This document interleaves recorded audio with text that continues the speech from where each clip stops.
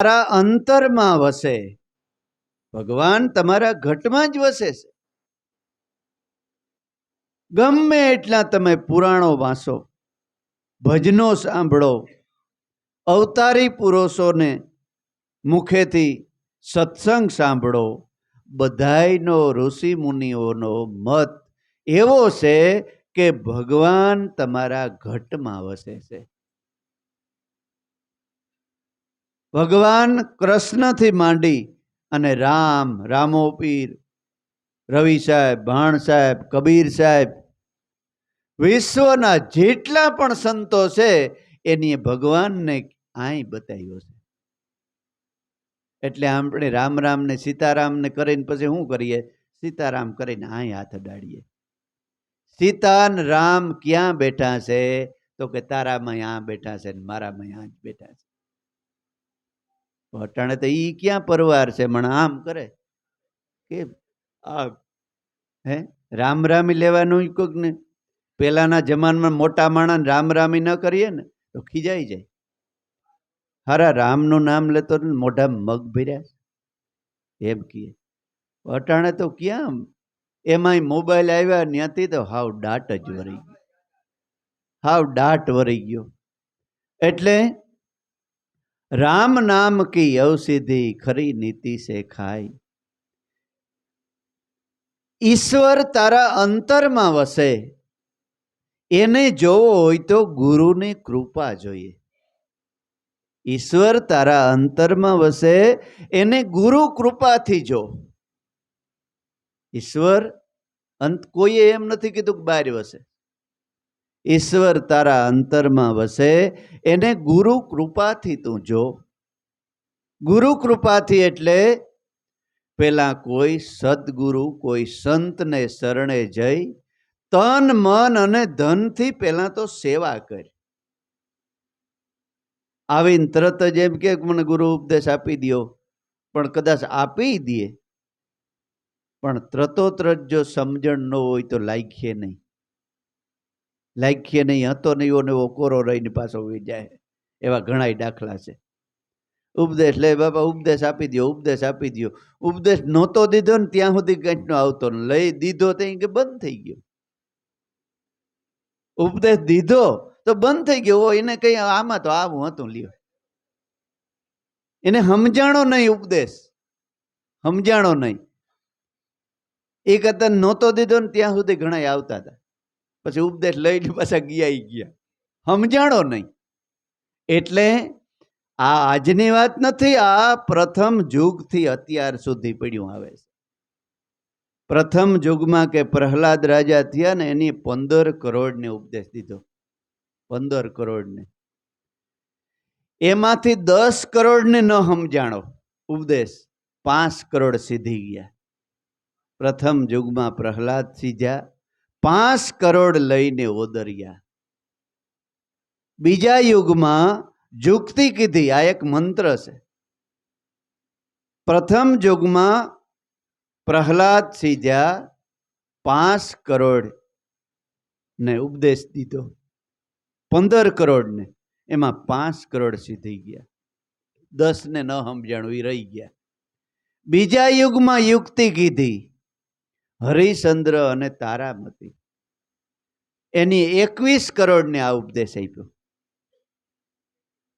21 કરોડ ને ઉપદેશ આપ્યો. એમાં 7 કરોડ ને સમજાણું અને 14 કરોડ રહી ગયા. ત્રીજા યુગમાં યુક્તિ કીધી, યુધિષ્ઠિર રાજાએ 27 કરોડ ને ઉપદેશ દીધો. કારણ કે વસ્તી વધતી જતી હોય ને. 27 કરોડ ને ઉપદેશ આપ્યો. એમાં 9 કરોડ ને સમજાણું અને બીજા રહી ગયા. ચોથા યુગમાં યુક્તિ કીધી, બલિરાજાને ઘેર જમયો રસાણો.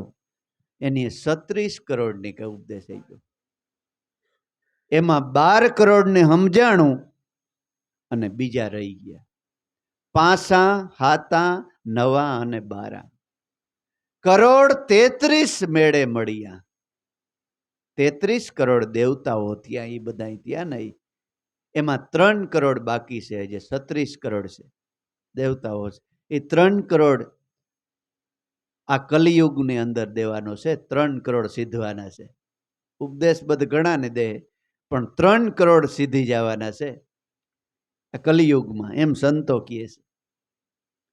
એટલે ઉપદેશ લેવો, જો ગંગા સતી કહે છે કે ઉપદેશ દેવો તો પેલા ભક્તિ બતાવવી, નહીતર સમજીને રહેવું સૂપ. ધનનો આવીને ભલે ને ઢગલો કરે, ભલે ને હોય મોટો ભૂપ. કદાચ ધનનો ઢગલો કરે ને આવીને, તોય એને જો સમજણ વગર નહીં હોય ને તો આ ઉપદેશ સમજાય નહીં. ગાંઠને તમારી ફજેતી કરી હે ગંગા સતી કે સમજીને રહેવું સૂપ. આ એવા મને અનુભવ થયા ને તે ખબર પડી કે હાસી વાત સંતોએ કરી છે. હાવ હાસી વાત કરી છે.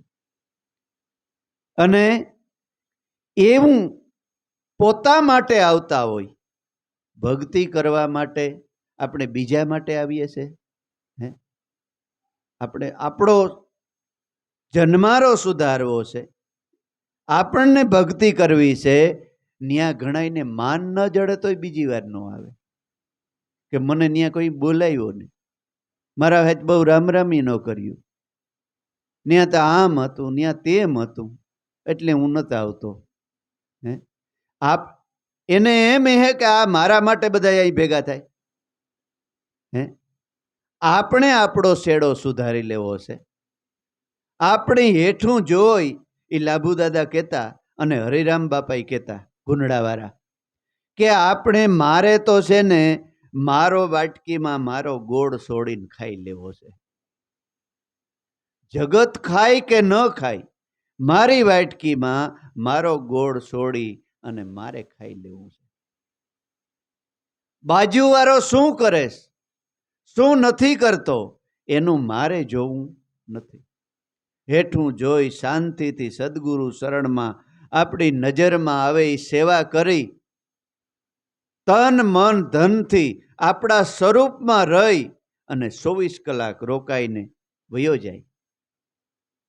ખબર ન પડે 20-20 વર્ષ સુધી સદગુરુ શરણમાં આવી અને સેવા કરી ગયા અને ખબર ન પડી કે આ સંત કોણ થઈ ગયા. ઓળખ્યા નહીં, કોઈ ઓળખ્યા નહીં. બહાર નીકળ્યા ને તો ખબર પડી કે ઓહો હો, આ તો મહાન પુરુષ નીકળ્યા. અને તમારી જાણ ખાતર હું તમને વાત કરું, મને અત્યારે ઘણા માણસ એમ કહે છે કે તમે કેદીકના આ એટલા વર્ષ થઈ ગયા, અમે તમને ઓળખતા નથી.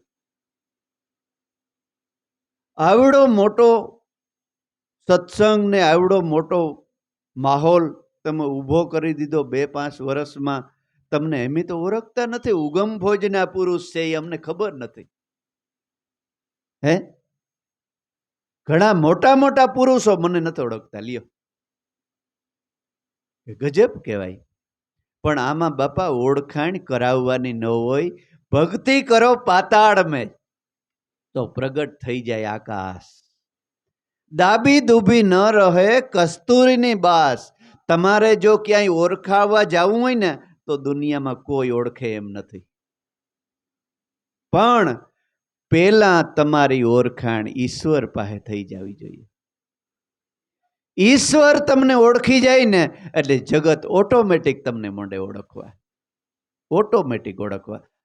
આપણે હજારો માણસ ઓળખી જાય, તમે લખુ બાપા છે, ઓહો લખુ બાપા છે.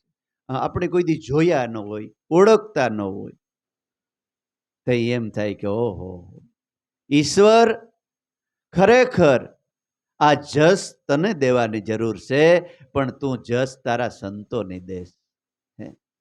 કામ બધા ઈશ્વર કરે છે, પણ જસ એના સંતોને દે છે. એટલે જીણાને અંત ઈશ્વર તારા અંતરમાં વસે છે, એને ગુરુ કૃપાથી જો. ગુરુનો પ્યારો બની જા. તન મન અને ધનથી સેવા કરી અને ગુરુનો પ્યારો બની જાય. એક વારે તો દેહધારી ગુરુનો પ્યારો બની જા.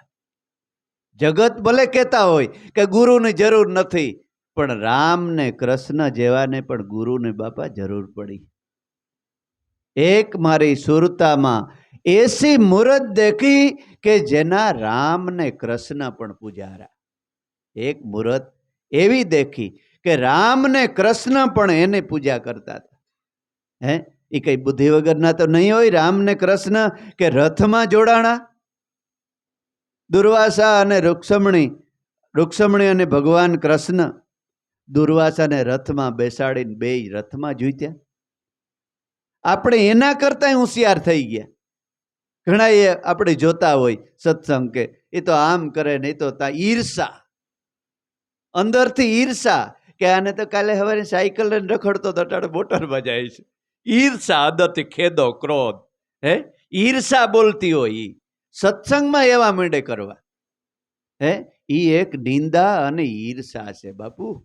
હે, પણ એના સાધકને છે ને એટલી બધી ફાયદો થતો હોય એટલે એને એમ થતું કે ઓહો, અમને ભગવાન બતાવનાર, મારો ભગવાન હેરાન થાય એ અમને જરાય બો ન પોહાય.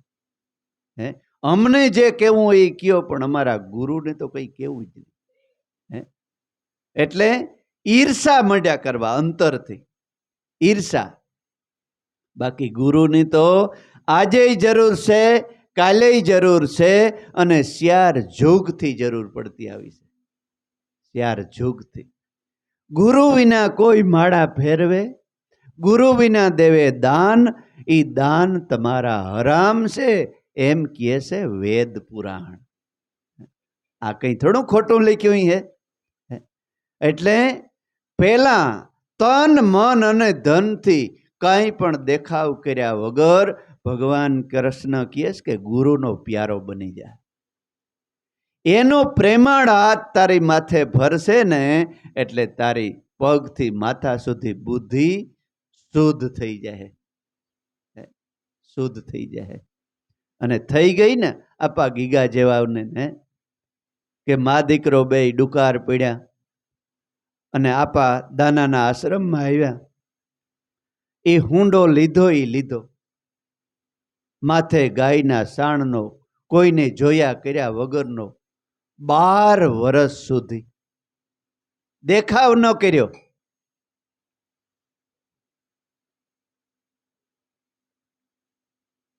કોઈ જાતનો દેખાવ ન કર્યો. 12 વર્ષ સુધી નાવાની પરવાર ન આવી, ધોવાની પરવાર ન આવી. સૂંડો લઈને બસ, અને સંતોનો એઠવાડો ખાઈ અને 12 વર્ષ સુધી સેવા કરી.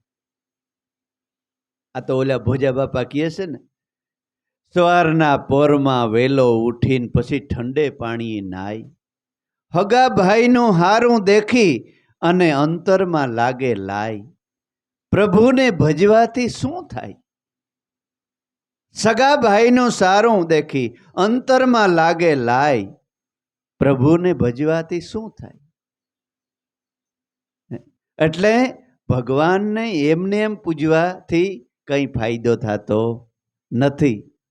ઈશ્વરને સ્મરણ કરવું હોય ને તો રામ નામની ઔષધિની પરેજી પાડવી પડે, પરેજી પાડવી પડે. એટલે 12 વર્ષ સુધી સેવા કરી અને સદગુરુનો પ્યારો બની ગયો. એના હૃદયમાં સ્થાન મળી ગયું. એટલે આપા ગીગા, આપા દાના આવતા રહ્યો, અંદર આવતા રહ્યો, ઘણી જગ્યા છે. આપા ગીગા, આપા દાના આવતા રહ્યો, જરા ઓરા આવતા રહ્યો, ઘણી જગ્યાએ અહીં ખુડસિયા આવતા રહ્યો. એ બધાય સંતો મહાપુરુષો આમ પટમાં બેઠા હતા. આ ઓળખાણની વાત છે. પટમાં બેઠા હતા ને, ત્યાંથી આપો ગીગો કે સૂંડો લઈને નીકળ્યો. એમાં વિસામણ બાપુને નજર પડી ગઈ. વિસામણ, કારણ કે સંત છે ને એ તમારા સામે સત્સંગ કરતો હોય ને, પણ એને 12 ગાવ સુધી નજર હોય. તમને એમ કે મને એકને જ જોવે છે, એ 12 ગાવ સુધી એને નજર ફરતી હોય. કોણ આવે છે ને કોણ જાય ને કોણ શું કરે છે, હે, બધે ખબર હોય એને, બધી ખબર હોય. એટલે નિશું જોતા જોતા કે આપા દાનાને કીધું કે આપા, તો કે હા બોલ ને વિસામણ, આ દાસ કોણ છે? તો કે એ તો ગીગલો છે, એ તો અમારો ગીગડો છે. તો કે પણ બાપુ હદ થઈ ગઈ. તો કે કાં? તો કે આના પરવેહામાં ટોકરા વયા જાય છે. આ કેદીકનો સેવા કરે. તો ઘણા વર્ષ થઈ ગયા, ઘણા વર્ષ થઈ ગયા. તો કે હવે કઈક. તો કે તુંય પાડિયાદનો પીર છે, તુંય પાડિયાદનો પીર છે, બોલાય. એ ગીગા, ઓરો આય, ઓરો આય, ઓરો આય. બાપુ હુંડો નાખી આવું. તો કે નહીં, એક પગલું ભરતો નહીં, ત્યાં હુંડો નીચે મૂકી દે, તારી સેવા પૂરી થઈ ગઈ હવે.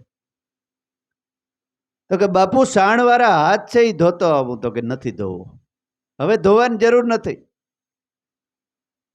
એમને એમ જ વયો આય. આપો ગીગો સાણવાળા હાથ અને વિસામણ બાપુ બેસ બેસ અહીં બાપાને સામે બેસ. પોતાનું ફારિયું લઈ અને વિસામણના હાથ લૂઈ નાખ્યા. સાણવાળા આપા ગીગાના હાથ લૂઈ નાખ્યા. આખો પરસેવો લૂયો. બાપાને સામે બેસ, બાપાને સામે બેસ. બાપા લ્યો લ્યો તમારા દાસને સામે બેસાડી અને મહામંત્રનો ઉપદેશ આપ્યો. બોલ ગીગા, તારે જગ્યા બાંધવીશ કે ભજન કરવું? બોલ તારે શું જોઈએ છે, માગી આપું. આપો ગીગો કે હવે બાપુ આનાથી મોટું શું હોય? હે, આત્માનો ઈશ્વર દઈ દીધો, તમે મને ભગવાન આપી દીધો. હવે ભગવાનથી મોટું લીધાજી હું આ જગતમાં હું છે? સદગુરુ મળ્યા પછી, નામ મળ્યા પછી ઘણા ભીખ માગતા હોય બિચારા. હે, કે મને આ થઈ જાય. અરે ભગવાન આપી દીધો તને. એને તને માણતા આવડે ને તો માણી લે, એને માણ્યા કર. ઓટોમેટિક ભગવાન હોય ને ત્યાં ઓટોમેટિક અષ્ટ સિદ્ધિ, નવ નિધિ, 33 કરોડ દેવતા, 66 જોગણી, 9 નાથ, સિદ્ધ 84. ગીતાજી વાંચજો કે જ્યાં ગીતાનો વાસ થાય છે, જ્યાં એનો પાઠ થાય છે, ત્યાં ગોવાળો, ગોપીઓ, નારદ, ઓધવ, દેવી દેવતાઓ બધાયનો ત્યાં વાસ થાય છે. ટોટલી એ હામાં હાલીને તમારે ત્યાં આવી જાય બધાય. પણ ગીતા, એક ગીતા, ગંગા ગીતા અને ગાયત્રી, આ ત્રણેય છે તરવાના થાન. અજંપા ગાયત્રી છે ને તમારા ઘટોઘટમાં, ઈ ગાવાની ગીતા ઘટમાં સમજાવી. ત્યાં બધાય દેવી દેવતાઓ આવે. પણ તમને એમ થાય કે હું લઈને આવતા, પ્લેન લઈને આવતા, એકો અધરથી પડતા. આ તમે બધા આવ્યા દેવી દેવતા છે. આ તમારી નજર સામે બેઠા છે. જો સમજાય તો આ દેવી દેવતાઓ જ છે. નકર મને રૂપારો જોઈને આવો છો હે કે ભાઈ હાલો ત્યાં બહુ સારો છે. ઓલા નતો હમણાં વાત કરતા કે હાવજ ને જોવા માણા હાવ ટોળિયા બોલે હે. પણ પૂર્વના બધાય દેવી દેવતાઓ એક જગ્યાએ દેવ સભા ભરાય છે.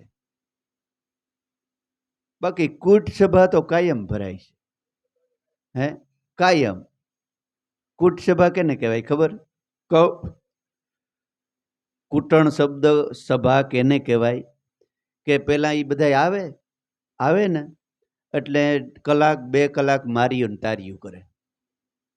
ફલાણાનું લખાઈ ગયું, ફલાણાનું ભોહાઈ ગયું, આના દીકરાની વહુ મરી ગઈ, આનો છોકરો આમ ભાગી ગયો, ઓલાની છોકરી ભાગી ગઈ, ઓલાને એટલા મણ માંડવી થઈ, ફલાણી જગ્યાએ મેં વેર્યો. પછી થોડાક ન બોલવાના બોલે, એ મારાથી બોલાય એમ નથી. ન બોલવાના વધારે બોલે. એ કલાક 1.5 કલાક સુધી એવ્યું કરે. પછી શરૂઆત કરે કે હવે હું બોલવું? તો ઘડીક રામધૂન બોલીએ, ઘડીક આ બોલીએ, ઘડીક આ બોલીએ. પછી એકાબીજાના જાણીતા હોય ને એ હવને ખેસે, ઓલા તું બોલ. ઓલાને જાણીતો હોય કે તું બોલ. વનરાજભાઈનો જાણીતો ભેગો આવ્યો ને, લે વનરાજભાઈ તું બોલ. ઓલો કે લે વનરાજભાઈ. એ પછી એવી તાણ ખીસ કરે અને 2-3 કલાક કાઢે એમાં. પછી પેટી દબલા બંધ કરે, હાલો બંધ કરજો ટાણું થઈ. બંધ કરી અને પાછી ઓલી કૂટ ચાલુ કરે. પાછી 1.5 કલાક કરે. આને કૂટ સભા કહેવાય, ધોહણ મંડળ કહેવાય આને. પણ એક શબ્દ બીજો ન આવે. વ્યવહારિક વાત રામ રામ સીતારામ કરવા, વાવડ સમાચાર પૂછવા કે બધાય ખુશી મજામાં છે ને, કંઈ જરૂર હોય તો એકાબીજાને ટેકોય આપે. કોઈ કહે કે બાપુ હવે તો હમણાં તો આમ છે, બધાયને જઈ અને એને મદદ કરે કર્યા જેવી હોય તો, અને મદદ કરે અને ઈશ્વરના ઘર સિવાય બીજી વાત ન કરે. એક શબ્દ બીજો બોલે જ નહીં ઈશ્વરના નામ સિવાય. અને આમ હિમાલયમાં જેમ બરફ સ્થિર થઈ ગયો હોય ને, એને જેમ સભા દેવ સભા બેઠી હોય ને, એ આ દેવ સભા. હવે આ એવી જ છે કે નહીં? બીજું એનું નામ દેવતાઓની સભા કહેવાય. દેવતાઓની સભા કહેવાય. રામકૃષ્ણ પરમહંસ સત્સંગ કરતા હતા તો એક મહારાજ આવ્યા, બાજુમાં પાણીનું તળાવ ભર્યું હતું, પાણી માથે હાલીને આવ્યા. આ એટલા બધા એના સત્સંગમાં તરબોળ થઈ ગયા હતા કે પાણી માથે હાલીને મહારાજ આવ્યો તો આને કોઈને ખબર નહોતી. ઓલાને એમ કે હમણાં મારી વાહવાહી થાય, પણ આવીને બેહી ગયો. કોઈને કંઈ જોયું નહીં કે કોણ આવ્યું કોણ ગયું. સત્સંગ સભા પૂરી થઈ ને એટલે રામકૃષ્ણ પરમહંસના પગ પગી લાગ્યો, પગે પડી અને કીધું કે બાપુ આ તમારી કેવી સભા? તો કે કાં? હું પાણી માથે હાલીને આવ્યો, 12 વર્ષ સુધી મેં આ સિદ્ધિ પ્રાપ્ત કરવાના મંત્ર કર્યા, 12 વર્ષ સુધી તઈ મેં આ સિદ્ધિ પ્રાપ્ત કરી, અને પાણી માથે હાલીને આવ્યો છતાંય મારા હામોય કોઈ ન જોયું. રામકૃષ્ણએ હું કીધું કે બાપુ આ અમારી દેવતાઓની સભા છે, આ કોઈ સામાન્ય સભા નથી. તમે જેને સિદ્ધિ કહો છો ને એને અમે વાંકી કહીએ છે. તમે જેને સિદ્ધિ કહો છો ને એ બાપુ અમે એને વાંકી કહીએ છે. આ સિદ્ધિ તમે કેટલા વર્ષે પ્રાપ્ત કરી? તો કે 12 વર્ષે. તો કે બાપુ 12 વર્ષે તમે 2 આના કમાણા. કેટલા? 2 આના. તો કે ઈ કેમ? તો કે અમારે આ નદી પાર કરવી હોય ત્યારે 2 આના દઈ આ હોડીવાળાને અને ઉતરી જઈએ, તમારે ન દેવા પડે. બીજું હું? તમને ભગવાન મળી ગયા, તમે અમર બની ગયા, પાણી માથે હાલવાની સીધી. તો કે ઈ કઈ નહીં. તો કે તો શું કામનું? હમણાં એક ડોહીમાનો ફોન આવ્યો, બેઠા હતા કે સ્ત્રી અને પુરુષમાં સ્ત્રીને કયું અંગ ભગવાને વધારે આપ્યું છે? મેં કીધું કે ડોહીમાં આમાં તમને ફાયદો શું? તમને ભગવાન મળી જાય જાણવાથી? હે? એ બધી કૂટણ સભા છે. આવા તો અનેક જાતના પ્રશ્નના જવાબ નથી, છે પણ અને નથી પણ.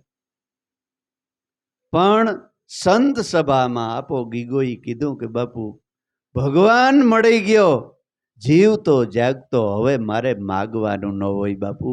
તો કે ના ના, કંઈક માગ. તો કે નહીં, આપની આજ્ઞા એ મારે વેદ મંત્ર છે. તમે આજ્ઞા કરો કે ગીગા આ તારે કરવાનું છે એ હું કરીશ, બાકી માગીશ નહીં. તો કે તો એક કામ કર, આ આશ્રમમાંથી એટલું ગાયું છે ને એમાં વીણી વીણી અને 108 ગાયું લઈ જા, અને અહીંથી હાલી અને જ્યાં સાંજ પડે ને ત્યાં રોકાઈ જજે. આ રસ જે મેં તને પાયો ને એ જગતને પાજે, અને તું પાન કરજે અને જગતને પીવરાવજે. સવારનો પોર આપો ગીગો એક, કારણ કે આજ્ઞા માથે ચડાવી, માગ્યું નહીં. સવારના પોરમાં 108 ગાયું લઈને હાલ્યો ગયો. સારતા સારતા સારતા ચાલતા કે આંબાજર ને અત્યારે સતાધાર છે ને ત્યાં આવ્યા. સાંજ પડી ગઈ. 5-7 આંબા જરમાં પાણી ખડખડ વહેતું જતું હતું. સાંજ પડી, ગાયોને દોઈ અને દૂધ પીધું, અને આપો ગીગોલ પાણાનું ઓસીકું કરે ત્યાં હુઈ ગયા. ગાયું બધી આહુ બાજુમાં બેસી ગયું. સવારના પોરમાં નદીમાં કોગળો કરી અને આપા ગાય દોઈને દૂધ પીતા ત્યાં ગોવાળિયા નીકળ્યા. ઓહો બાપા, અહીં તમે? તો કે બસ મારા ગુરુનું વસન છે કે સાંજ પડી હવે અહીં સતને આધારે બેઠો છે.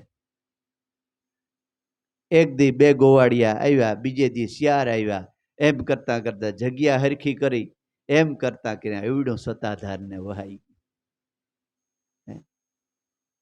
પપિયલનો ન્યા પગ ન ઠેરાય ને ન્યા સંત વસાવે શેર. કીડી ન હંચરે ને ન્યા સંત શેર વસાવી દે. એટલે સંત અને સદગુરુની કૃપાનો પ્યારો બની જા. કોઈને જોમાં કે ઓલો મને આમ કહે કે મને ભાઈ ભાઈ કરે કે મને આ કરે, નેસું જોઈ તન મન અને ધનથી સદગુરુનો સંતનો પ્યારો બની જાય. એમ કહે છે ઈશ્વર તારા અંતરમાં વસે, એને જોવો હોય ને તો ગુરુ કૃપાની જરૂર છે. પેલા ગુરુ કૃપાથી જો. ઘટોઘટમાં વ્યાપી રહ્યો ચેતન સ્વરૂપે તે. તારા ઘટમાં ચેતન રૂપે આંખ જોવે છે, કાન સાંભળે છે, જીભ બોલે છે, હાથ પગ હલનચલન કરે છે, એ બધી આત્માને સતાએથી કરે છે. એ ખાય છે, પીએ છે, સૂવે છે, બધું એ જ કરે છે, છતાંય અકર્તા છે. છતાં અકર્તા છે. અને નથી પણ ખાતો અને ખાય પણ છે. ઓલો દાખલો છે ને કે દુર્વાસા ઋષિનો,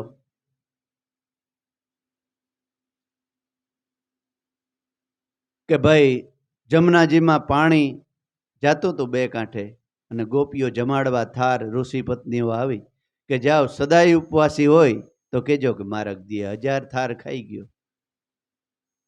પણ ઉપવાસી છે પાછો અને ખાતોય નથી. આત્મા જો ખાતો હોય તો, શરીર જો ખાતું હોય તો મર્યા પછી ખાવું જોઈએ ને. હે, આત્મા વયા ગયા પછી સમસી પાણી નહીં રહે છે. અહીંથી વિરડીએ તો અહીંથી નીકળી જાય. આત્મા છે તો જ પાણી પસાવે, અન્ન પસાવે. હે, પણ એ દેખાતો નથી, એ નિરાકાર છે. પવનથી પૃથ્વી છે પોળા, પવન છે ઝીણા, વધે ઘટે નહીં રહે બરાબર, ઈ કાયમ હે કીર્તારા. એટલે એક ભજનમાં લોયણે કીધું, શું કીધું છે?